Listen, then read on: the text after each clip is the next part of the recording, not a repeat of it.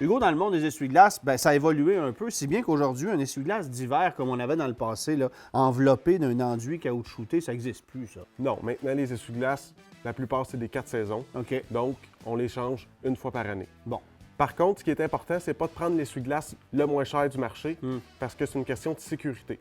On est mieux d'y aller dans des grandes marques comme Rain-X, Bosch, Tricot. OK. Mais il faut faire attention parce que chaque grande compagnie a une entrée de gamme et un haut de gamme. Et la différence, c'est quoi?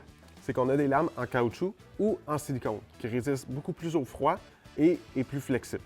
Ah oui, ça c'est important parce que des fois, tu as des formes de pare-brise qui sont pas évidentes. D'ailleurs, à une certaine époque, il y a beaucoup de gens qui mettaient des ressorts sur leurs bras d'essuie-glace pour les maintenir en place. Tu fais plus ça aujourd'hui, là. Non, quand tu es rendu là, tu es rendu à changer le bras au complet.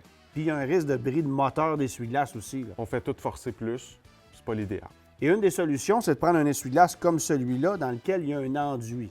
Oui, le Rain-X Quantum Elite, sur la lame du balai, on a justement le traitement perlant qui va s'appliquer lorsqu'on l'installe. OK? Et puis l'autre chose qui est le fun de ce balai-là, c'est qu'il y a un point au bout de l'essuie-glace qui est noir à l'achat.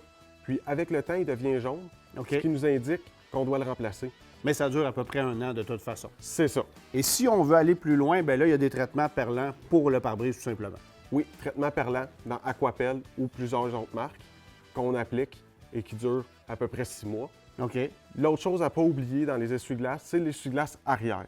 Oui, c'est vrai. Souvent, c'est oublié, ça. Oui, les gens oublient de le changer, la lame se brise, graphine la vitre, et puis ça peut coûter une vitre arrière, puis c'est assez dispendieux. Merci, Hugo.